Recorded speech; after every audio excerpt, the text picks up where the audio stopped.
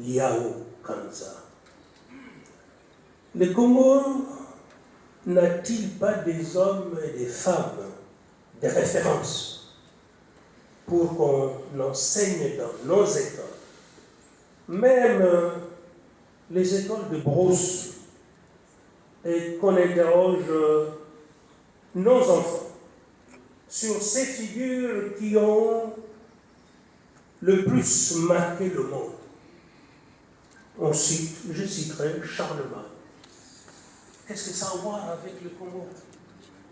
Charles de Gaulle, Jeanne d'Arc, Voltaire, Jean-Jacques Rousseau, Napoléon Bonaparte, Victor Hugo, Jean-Paul Sartre, Léonard de Vinci, Albert Einstein, Catherine de Médicis, Descartes, etc., etc., etc.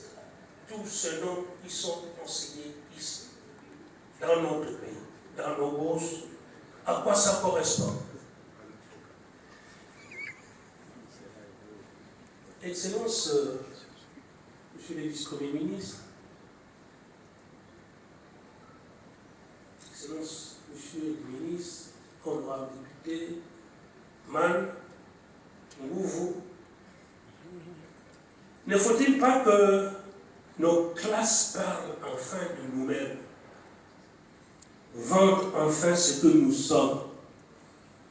J'avais compris qu'ici, on saurait faire venir Madame la ministre de la Culture. Est-ce que non? Certes,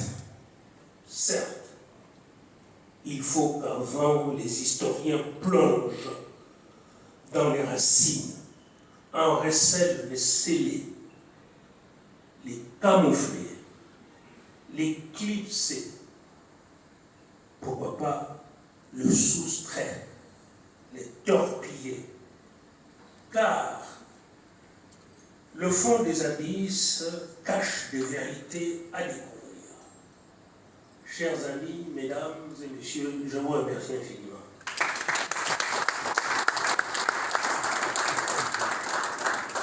C'était le professeur Kiki Moulumba qui donnait la matière pour son ami Baudouin Banza Mukalaï, que nous commémorons aujourd'hui 10 ans après sa disparition. Il reste toujours dans nos mémoires. Et Banza Mukalaï a travaillé également avec les artistes. Ils sont nombreux, mais dans cette salle, il y a un artiste, j'appelle Blaise Moulamonga, qui a travaillé avec Banza Mukalaï Sougou, lui qui est ingénieur, qui a terminé à l'ISA Nolo en tant qu'ingénieur. Il a joué dans les groupes célèbres de la République démocratique du Congo. J'ai cité Wenge Musica, PCBG 4x4 tout terrain, formule originelle. Sous vos applaudissements, Blaise Voula, pour venir témoigner pour Banza Mukalaï Sougou, 10 ans après sa disparition. Il était comment? Il a l'habitude de dire ça. Et puis, dans la science, il y a toujours des mots. Donc, il faut monter dans l'estrade pour témoigner pour cet homme des cultures qui nous a quittés il y a 10 ans, qui reste toujours dans nos mémoires. Blaise Voula, vous avez le micro. Yeah. Il est comment? Allez-y comprendre, parler après les éminents professeurs, les éminents hommes d'État, en présence de l'assistance ici représentée à vos titres et qualités. J'ai même peur. Mais étant un des plats de l'homme d'État, de ce grand visionnaire, de ce grand homme de lettres, je cite mon père, Banza Mukalaï.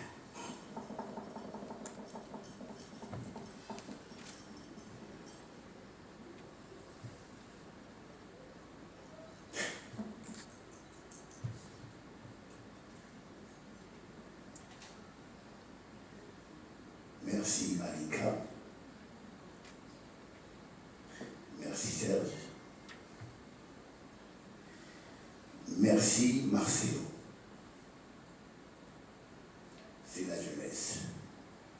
On m'a donné un thème à exploiter. On parle du leadership et de la transmission des générations.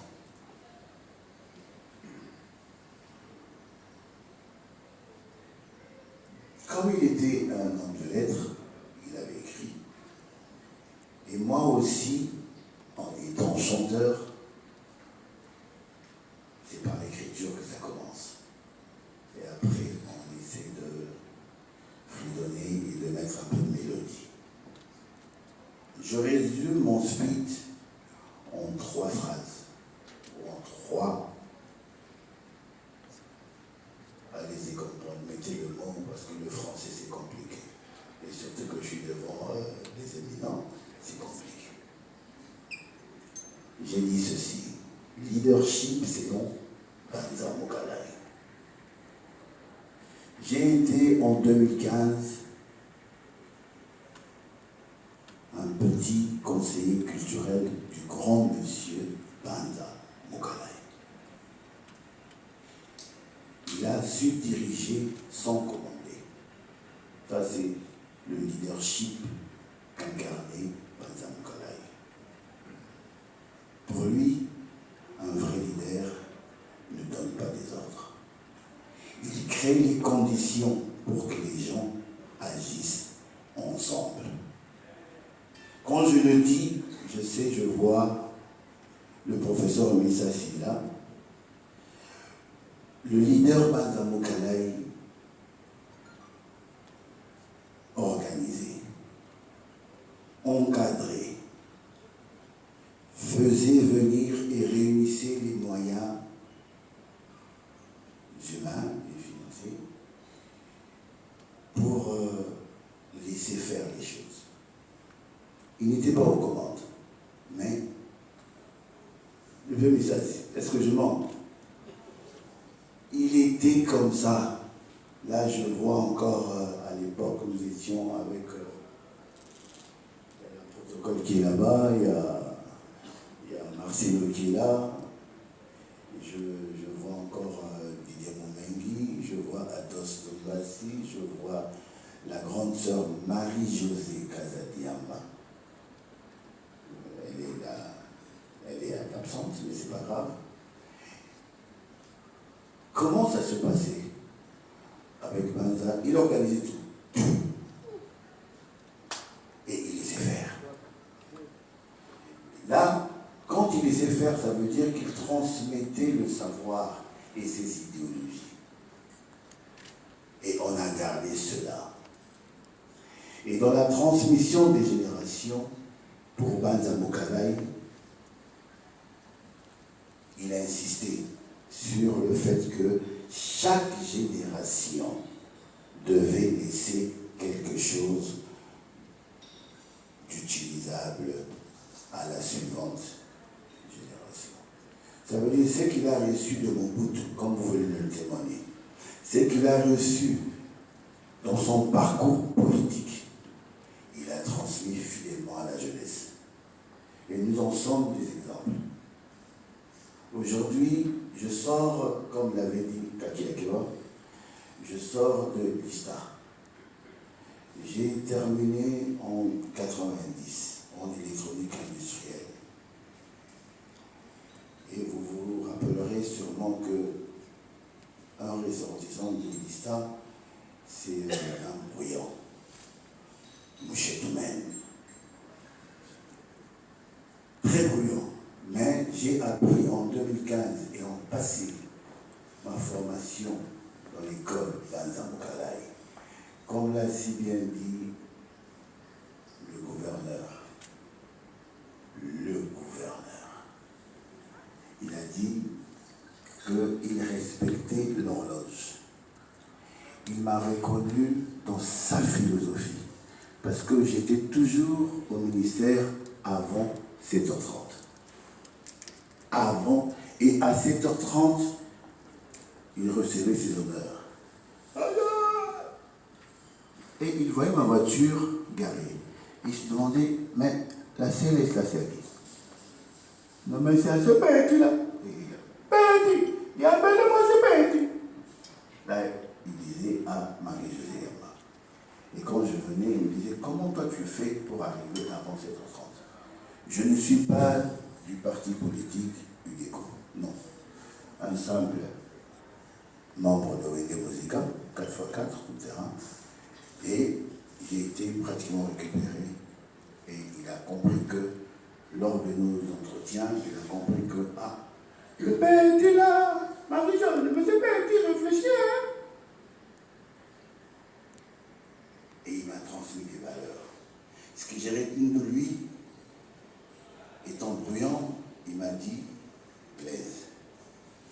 Ouais, il m'a appelé affectueusement, toujours petit. Petit! Il faut apprendre le silence. Donc, tout ce que tu pourras entreprendre, fais-le en silence. J'ai gardé cela et ça m'a forgé aujourd'hui ce que je suis. C'est une partie, non seulement de mes parents, de mon éducation, mais une grande partie de la philosophie de ce grand homme d'État qui était Banza Moukalay, que je remercie et que je donne pour l'applaudisse très fort. Merci. C'était la chanteur Blaise.